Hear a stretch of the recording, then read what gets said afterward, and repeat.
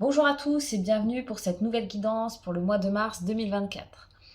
Le mois de mars en numérologie, donc on est sur le chiffre 3, on est sur un mois de la communication, des relations sociales. En Ayurveda, on est sur la saison Kapha, c'est la saison du printemps qui arrive. On est sur du renouveau, on est sur cette notion de renaissance, démarrer quelque chose de neuf. Voilà, globalement un petit peu les grandes lignes pour le mois de mars. Et on va aller voir du coup un peu plus près avec les cartes ce que ça nous raconte. Alors, on a ici la carte du rêve. La carte du rêve, elle symbolise en fait l'illusion. Ça peut être des blocages sur le plan mental, c'est-à-dire que on projette beaucoup de choses ou en tout cas on peut être dans l'illusion. Là, sur cette carte, on a une femme seule qui projette ici l'idée de couple. Alors, ça aurait pu être un homme, hein, c'est pareil.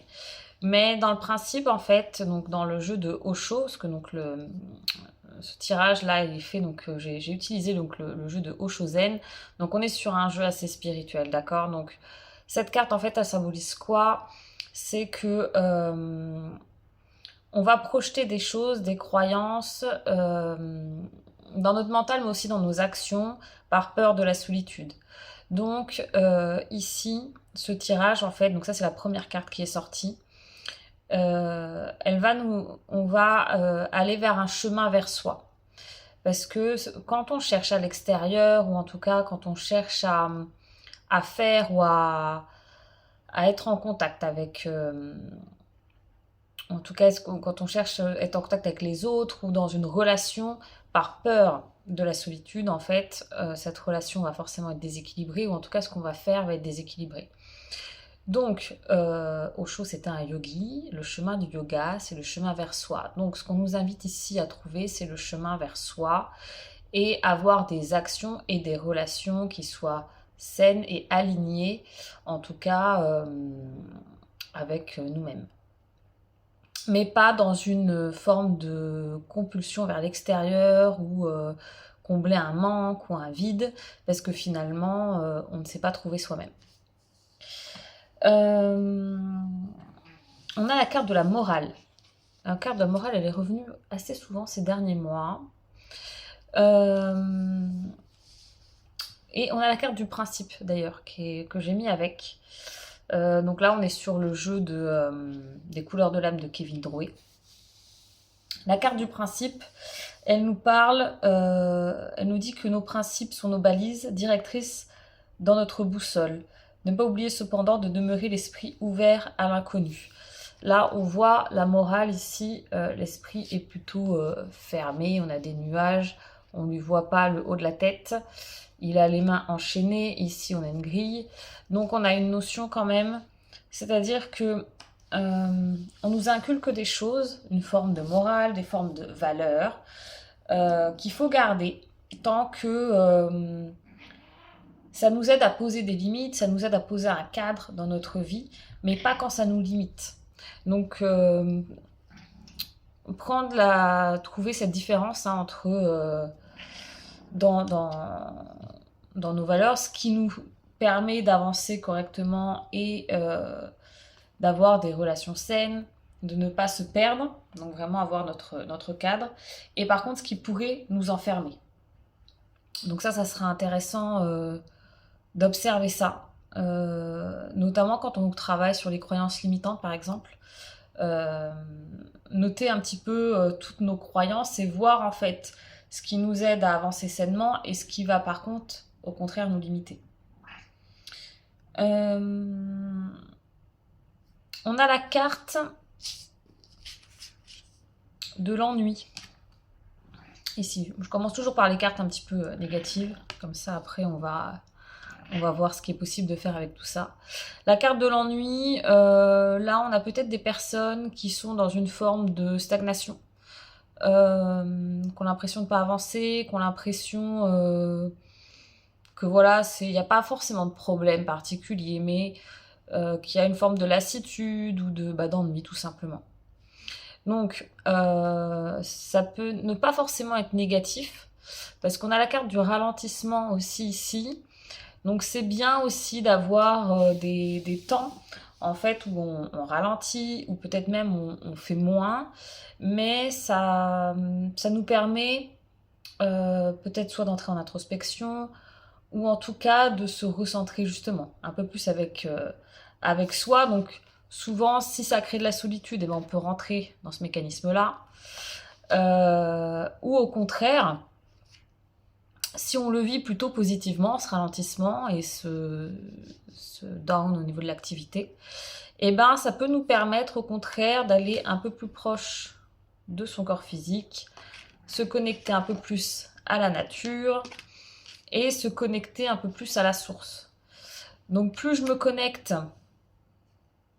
à mon environnement, mais un environnement neutre, c'est-à-dire la nature, ça peut être les animaux, hein, comme on en a un ici, ça peut être vraiment quelque chose de très méditatif, juste avec soi-même, mais ça permet de rentrer un peu plus en introspection, d'aller un peu plus s'écouter sur le plan physique, sur le plan émotionnel, sur le plan mental, sans avoir toute cette distraction autour de nous.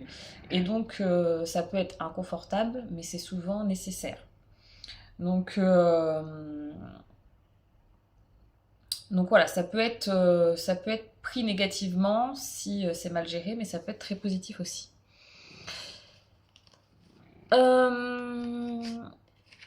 Donc on a quand même, de manière générale,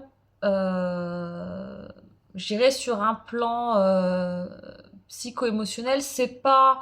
On a eu pire, hein. Franchement, en fin d'année, c'était pire. Là, il nous reste encore des petites choses. Voilà, des croyances, des projections, des choses qui restent là, qui nous mettent dans une forme d'incertitude. Euh, on se retrouve un peu voilà, à la croisée de plusieurs chemins, et on sait qu'il y a quelque chose qui se termine. On a encore la carte de la fin ici qui est arrivée. Donc vous êtes arrivé à la fin de cette expérience. Ne perdez plus de temps à regarder en arrière, l'avenir est devant vous. Donc clairement, on a toujours cette notion de nouveau départ. On est sur l'énergie du printemps en plus, donc forcément, ça va nous aider à aller de l'avant. Mais il y a encore des freins sur le plan mental, qui fait qu'on se retrouve dans une forme de schizophrénie ici, à ne pas savoir quoi choisir. On est tiraillé entre les deux, et en fait, on va essayer de s'accrocher tant qu'on peut, mais finalement, ça ne peut pas durer, d'accord, cette situation. Donc, il va falloir prendre des décisions. C'est très intéressant, parce qu'on a plusieurs cartes qui nous invitent ici à prendre un chemin clair. Donc, ici, c'est une décision par la voix du cœur. Hein, on nous invite à écouter notre cœur. Et ici, faire de soi sa priorité, se délester de certaines choses pour avancer un peu plus léger. Donc, choisir nos priorités, ça veut dire, alors déjà, prendre une décision en suivant notre cœur, et ensuite, une fois que la décision est prise, eh ben, il va falloir faire du tri. On ne va pas pouvoir garder tous nos bagages, au sens large, pour avancer sereinement. Donc il va falloir quelque part nettoyer, petit nettoyage de printemps, qu'il soit matériel, émotionnel, mental, mais en tout cas il va falloir se délester de tout ce dont on n'a plus besoin pour avancer vers notre nouveau chemin. Donc ça peut être effectivement faire du tri sur les affaires qu'on a, sur un plan très matériel. Ça peut être sur le plan émotionnel, couper des liens d'attachement toxiques. Je crois que j'en avais parlé sur la dernière vidéo, mais par exemple avec les bonhommes allumettes, hein, on peut faire ça avec des situations, des lieux, des personnes. Et sur le plan mental, aller travailler sur nos croyances limitantes par exemple, pour se délester de certaines croyances qui ne nous sont pas positives. Ça peut être aussi faire des travails d'écriture, hein, ça marche bien aussi. Travail d'écriture pour la libération émotionnelle, C'est-à-dire, bah voilà, ça peut être écrire à des personnes avec qui vous avez été en conflit par exemple, ou avec qui il y a eu des problématiques, sans pour autant leur envoyer, hein. Mais en tout cas, c'est écrire bah, tout ce qui vous vient à ce moment-là. Peut-être écrire aussi des phrases où vous commencez par je décide, je choisis, pour poser aussi des intentions par rapport à cette situation. Et puis voilà, libérer ce qu'il y a à libérer. Et pour un plan un peu plus mental, vous pouvez aussi faire tout ce qui est tableau d'intention. Je vous laisserai chercher sur internet, c'est assez simple. Tableau d'intention, simplement, vous prenez une page vierge, vous pouvez faire des collages, vous pouvez écrire, dessiner, et vous posez vos intentions pour la période que vous voulez. Ça peut être pour le mois à venir, l'année à venir, peu importe la période que vous choisissez.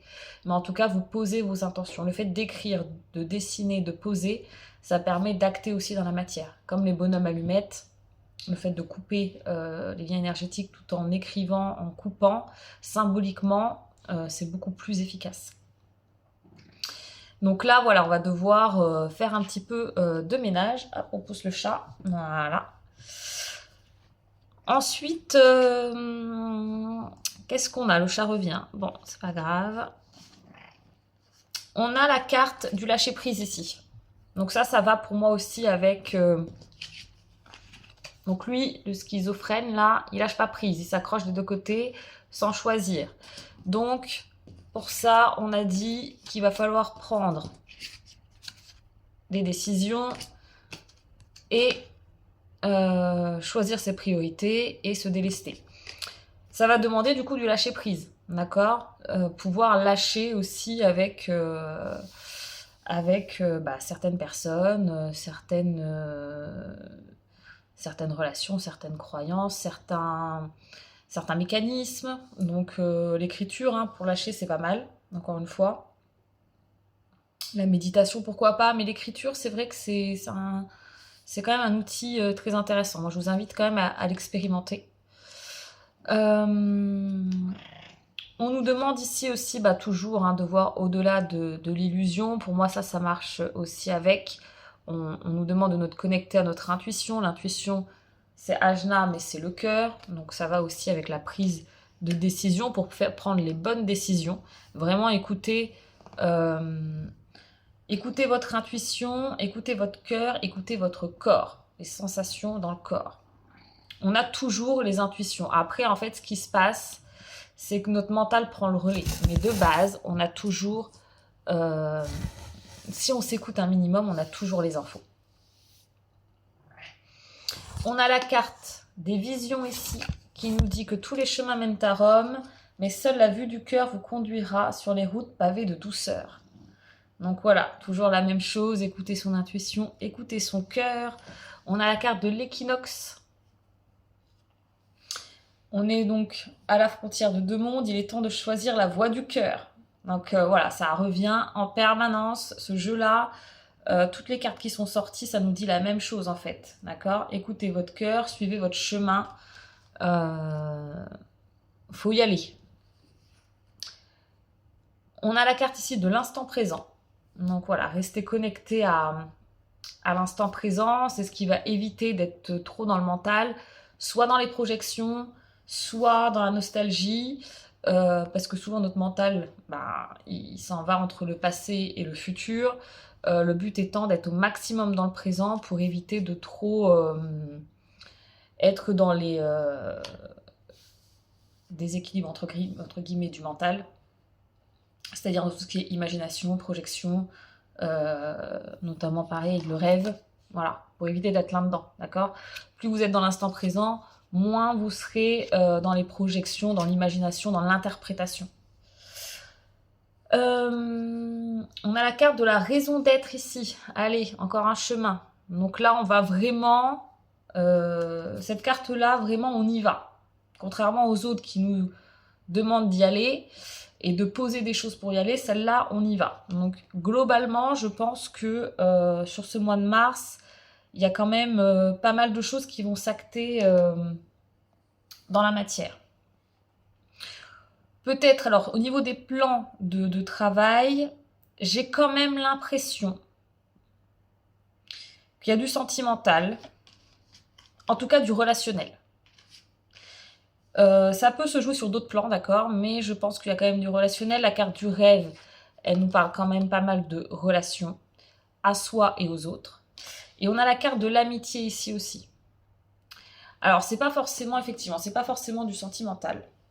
Dans le sens où il y a quand même cette relation à soi et de comment je rentre dans les relations.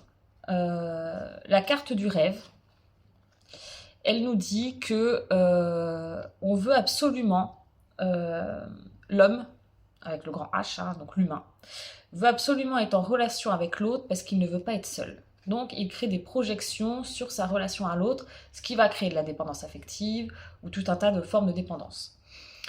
Ici, on a la carte de l'amitié. Cette carte-là, elle nous parle que les relations qu'on va pouvoir avoir vont être beaucoup plus saines. On a deux arbres, vraiment indépendants l'un de l'autre, mais connectés.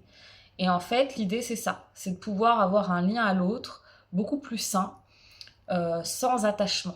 Juste avec de l'amour, sans attachement. Donc ça, les yogis, ils connaissent un peu ce concept-là. Je vous invite à regarder sur YouTube, si cette vidéo est encore en ligne, la vidéo de Mooji qui parle de ça. Mooji qui est un maître enseignant yoga, où il parle de l'amour sans attachement. Donc c'est vraiment assez subtil, je vais pas m'étaler là-dessus, sinon la vidéo sera trop longue. Mais l'idée c'est ça, c'est de pouvoir être dans des relations saines, que ça soit avec nos amis, notre famille, notre partenaire de vie, etc. Mais dans des relations saines, sans dépendance, en tout cas sans dépendance, et sans forcément d'attachement, mais juste dans l'amour. Qu'est-ce qu'on a d'autre? On avait la carte du nouveau projet, donc voilà, on y va, pareil, hein, comme pour la raison d'être, là on rentre dedans pleinement. On a cette notion de courage aussi, donc de cette petite fleur qui sort des pierres, et du coup pour moi voilà, on y va, dans la matière, on est vraiment dedans. Je pense que ces derniers mois, il fallait vraiment se délester. Là, il y a peut-être encore un petit peu de nettoyage à faire. Il y a encore, on est encore un peu fébrile, encore un peu hésitant. Mais globalement, on va avancer encore. Hein, on y va. On est sur le bon chemin et on a épuré quand même déjà pas mal. Et là, voilà, c'est les dernières petites choses à nettoyer pour vraiment y aller pleinement. Et on a la carte de l'espièglerie ici. Donc lui, vraiment, c'est pareil, ça annonce un nouveau projet aussi, mais vraiment dans la joie, hein, d'accord, avec le cœur. Donc le cœur, on est sur la joie, on est sur l'amour, on est sur quelque chose de beaucoup plus léger, d'accord. On s'allège de toutes ces choses-là qui nous emprisonnent.